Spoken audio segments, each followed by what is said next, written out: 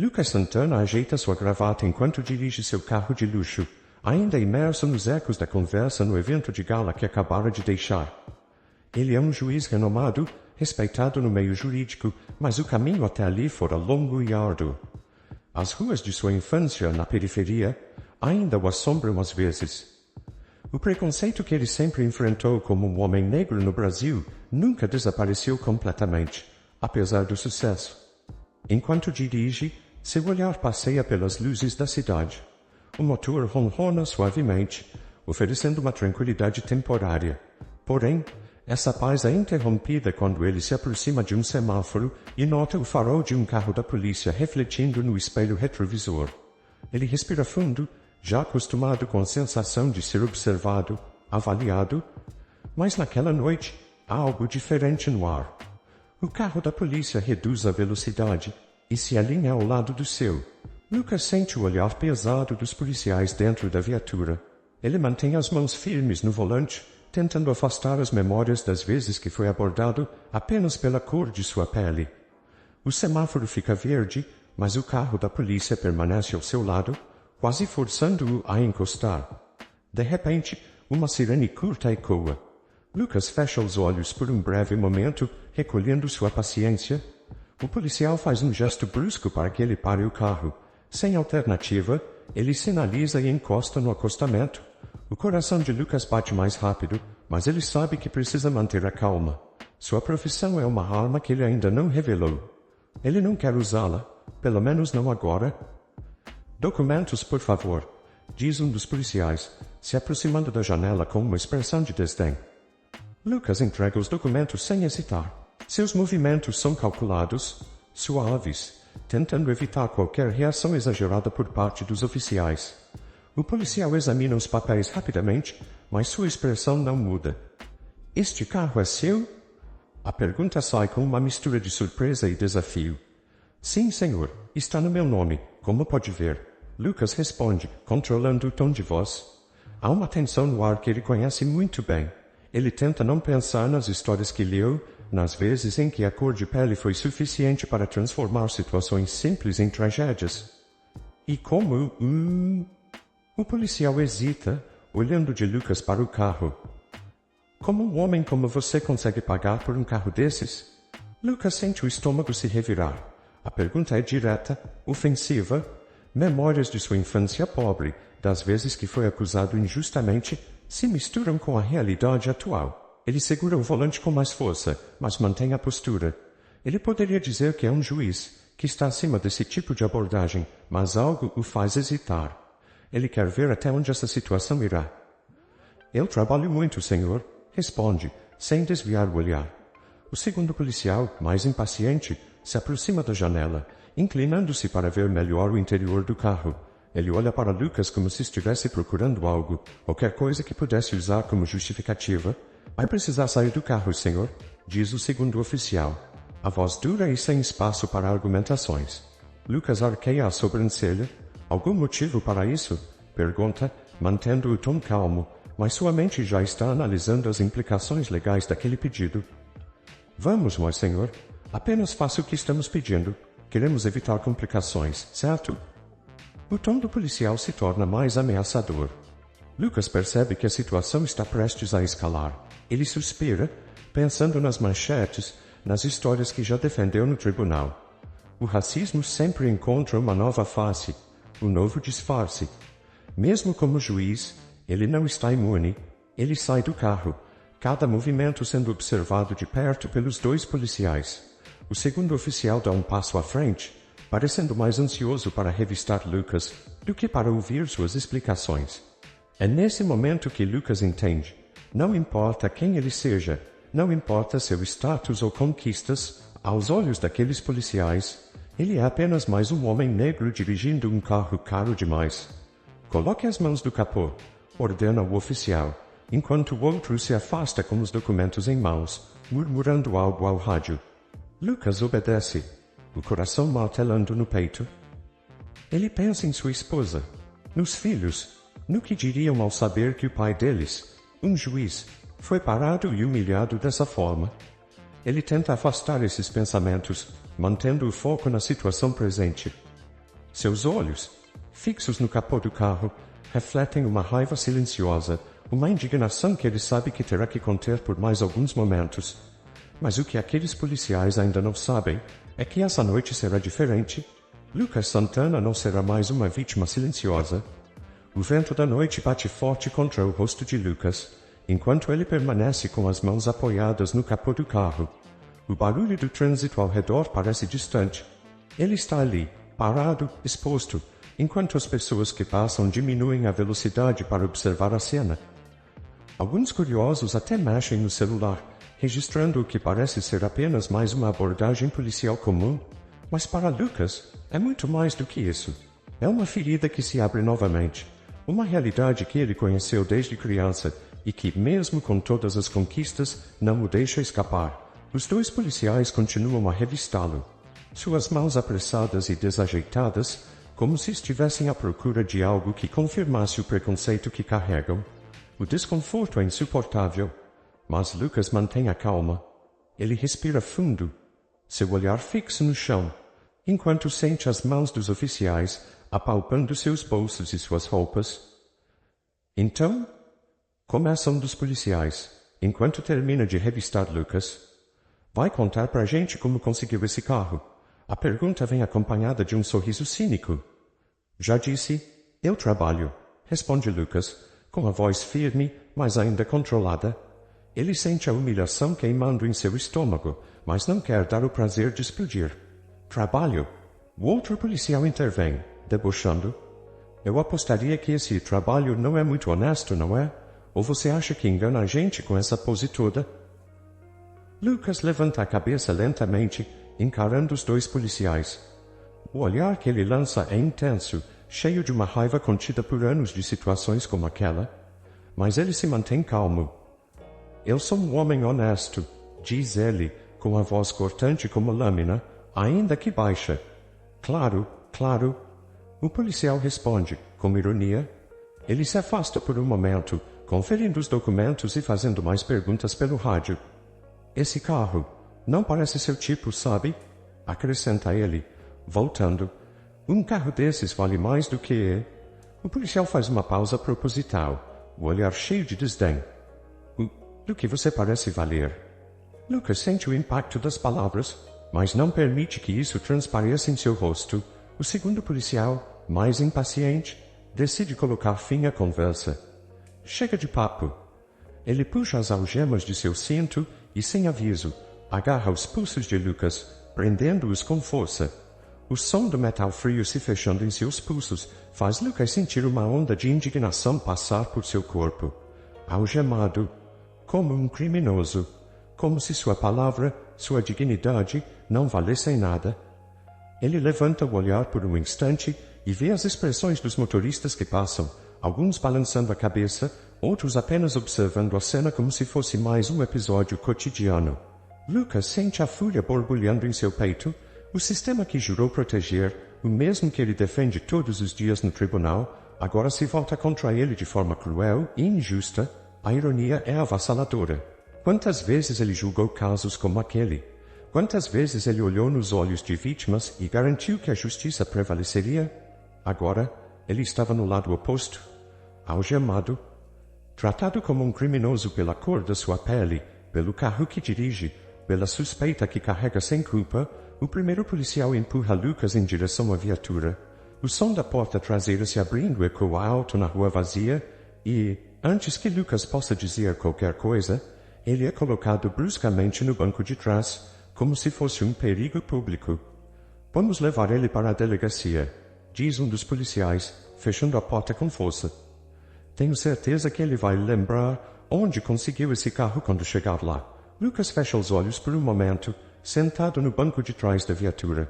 Tudo dentro dele grita para revelar quem ele é. Bastaria uma palavra, e ele estaria livre. Mas algo mais forte o impede. Não é sobre ele, não naquele momento. É sobre todos os outros que passaram por aquilo e não tinham a chance de lutar. O motor da viatura ronca e o veículo começa a se mover. Lucas, algemado, respira fundo.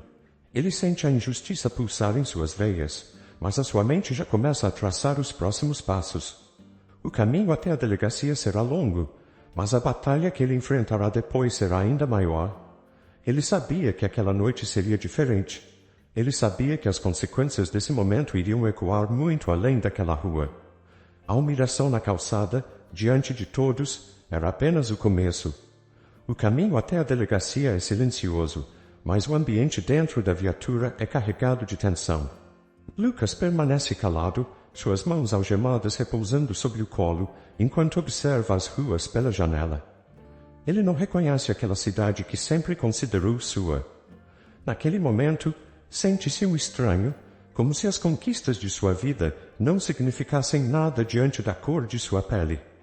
O policial que dirige a viatura parece satisfeito com a situação, lançando olhares de soslaio pelo retrovisor, como se quisesse ver algum sinal de desespero ou fraqueza no rosto de Lucas. O outro policial, sentado ao lado dele no banco da frente, resmunga algo sobre o absurdo de alguém como Lucas dirigir um carro tão caro.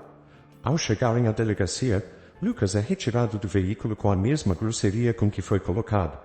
As algemas ainda apertam seus pulsos, mas ele continua firme, sem perder a postura. O saguão da delegacia está quase vazio, exceto por alguns poucos detentos em bancos, esperando por seus próprios destinos. Lucas é empurrado por um dos policiais em direção a uma pequena sala de interrogatório. O ambiente é frio, com paredes brancas e móveis antigos que rangem a cada movimento. Ele é forçado a se sentar em uma cadeira metálica e um dos policiais o observa como um predador diante da presa. Agora, vamos ver.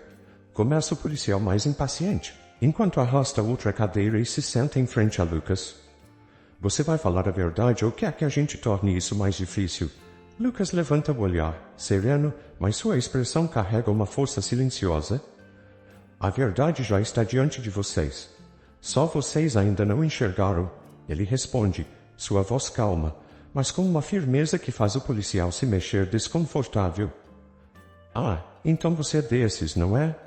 O policial sorri com escárnio. Mas inocente que não fez nada de errado. Só está aqui porque o quê? Ele se inclina para a frente, os olhos fixos nos de Lucas. Por que o sistema é contra você? Lucas apenas o observa por um momento, sem piscar. Se você quer respostas, vai conseguir, ele diz, mantendo o tom sereno. Mas não da forma que imagina. O policial arqueia as sobrancelhas, intrigado, e se afasta levemente, coçando a cabeça. Eu já vi caras como você antes. Sempre acham que estão acima da lei. Acham que podem escapar. Ele murmura, enquanto mexe em alguns papéis sobre a mesa. Lucas decide que aquele é o momento. Ele não vai esperar mais. Suas palavras carregam o peso de sua posição e de tudo o que enfrentou até ali. Me dê meu telefone, ele ordena, sua voz agora mais firme, com uma autoridade inquestionável. O policial se surpreende com a mudança no tom de Lucas, mas, com uma risada cínica, joga o telefone sobre a mesa. Vai ligar para quem? Para sua mãe? Ele debocha. Lucas não se dá ao trabalho de responder, com mãos ainda trêmulas por conta das algemas. Ele digita o número rapidamente. Ao colocar o telefone no ouvido, seus olhos permanecem fixos no policial à sua frente, que começa a perder a confiança, sem saber o que esperar. A ligação é curta. Lucas diz apenas algumas palavras, sua expressão impenetrável. Do outro lado da linha, a pessoa responde de imediato. Assim que ele desliga, os minutos parecem se arrastar, até que, subitamente, o clima na delegacia muda. O primeiro sinal é o som das portas ao fundo se abrindo com força. Um homem de terno escuro entra apressado, seguido por outros oficiais superiores. O rosto do policial que estava interrogando Lucas fica pálido ao perceber a presença de seus superiores. Ele se levanta de forma desajeitada, tentando encontrar uma explicação para o que está acontecendo. O que está acontecendo? Ele pergunta, nervoso, olhando de Lucas para os oficiais que acabaram de entrar. Eu é que pergunto, senhor. Responde o homem de terno com voz severa. O senhor sabe quem é esse homem que vocês algemaram? Ele se aproxima da mesa, sua expressão cheia de indignação. Este é o juiz Lucas Santana. A sala parece congelar. O policial que estava debochando de Lucas minutos antes agora fica sem palavras. Ele recua lentamente, o rosto completamente envergonhado. Ju, Juiz? Ele gagueja, sem acreditar. Sim, um dos juízes mais respeitados deste país, continuou o superior, sem esconder a irritação. E vocês o trataram como um criminoso. Vocês cometeram um grave erro. Lucas, que até então havia se mantido calado, se levanta lentamente. Os olhares de todos os presentes estão sobre ele. Ele respira fundo. Seus olhos agora fixos nos policiais que o humilharam. Achavam que me conheciam pelo que viram. Lucas diz, olhando diretamente para o policial que o algemou. Mas a verdade é que vocês não sabem nada sobre mim, nem sobre o que significa justiça. O silêncio que segue é ensurdecedor. Os policiais permanecem parados, como se tivessem sido desmascarados por completo. A humilhação agora se volta contra eles. Lucas, ainda firme, solta as algemas que lhe foram retiradas por um dos superiores. Sua dignidade está intacta, mas ele sabe que a luta que ele enfrenta vai muito além daquela sala. E agora, ele tem uma arma poderosa em mãos, a verdade.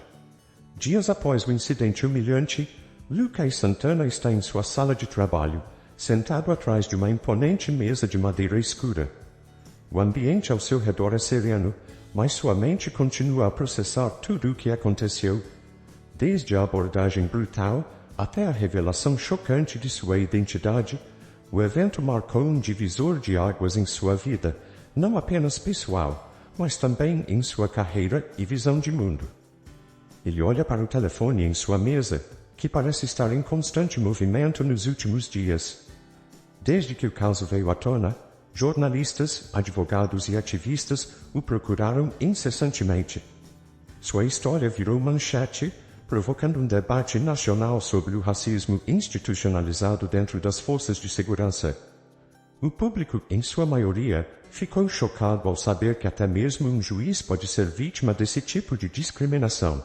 Isso gerou indignação, e Lucas soube desde o início que precisava fazer algo a respeito. Ele poderia ter escolhido processar os policiais diretamente, exigir suas demissões ou punir aqueles que o humilharam, mas Lucas sabia que essa abordagem apenas colocaria um ponto final na sua própria história, sem resolver o problema em um nível mais profundo. E ele não estava interessado em resolver apenas para si mesmo. Ele queria uma mudança real. Quando bate a porta, sua assistente entra, anunciando: Dr. Lucas, está tudo pronto. A coletiva de imprensa começará em alguns minutos. Lucas se levanta, ajusta o terno com calma e faz um aceno de agradecimento para a assistente. Ele caminha com determinação pelos corredores do tribunal, onde logo será o centro das atenções. Desta vez, porém, ele não é o juiz que dá as ordens. É o homem que foi vítima de uma injustiça e que agora vai usar sua voz para trazer à tona a verdade. No salão principal, jornalistas se aglomeram em frente ao púlpito. As câmeras estão posicionadas e os microfones, prontos para captar cada palavra de Lucas. Assim que ele entra no recinto, o burburinho cessa e todos os olhares se voltam para ele. Lucas, sempre sereno, caminha até o púlpito e respira fundo antes de falar. Boa tarde, ele começa, sua voz firme ecoando pela sala. Nos últimos dias, minha vida pessoal foi exposta de uma maneira que jamais imaginei. Eu, como muitos de vocês já sabem, fui vítima de uma abordagem policial que, em qualquer circunstância, seria considerada um abuso de autoridade. Mas o que torna essa situação mais alarmante é que ela não é um caso isolado. O que aconteceu comigo acontece todos os dias, com milhares de cidadãos brasileiros que não têm o privilégio de ter uma plataforma para se defender. Os flashes das câmeras explodem enquanto Lucas faz uma pausa, suas palavras reverberando no ar. Ele continua, com a mesma calma. Não estou aqui hoje para pedir a punição dos policiais que me humilharam. Esse seria o caminho fácil. O que proponho é algo muito maior. Estou entrando com uma ação judicial contra o próprio sistema. Um sistema que, há anos, trata determinados grupos da sociedade com desconfiança, discriminação e violência. Minha luta não é apenas por mim. É por todos aqueles que já passaram por situações semelhantes, sem ter a quem recorrer. O salão, que antes estava cheio de murmúrios, agora está em silêncio absoluto. Todos compreendem a seriedade daquilo que Lucas está propondo. Ele continua, mais incisivo. A questão aqui não é um erro isolado de alguns policiais, mas sim um problema estrutural que permite que essas abordagens se repitam diariamente. A mudança que proponho não será fácil, mas ela é necessária. Não podemos mais tolerar que o preconceito e o racismo sejam pilares ocultos dentro de nossas instituições.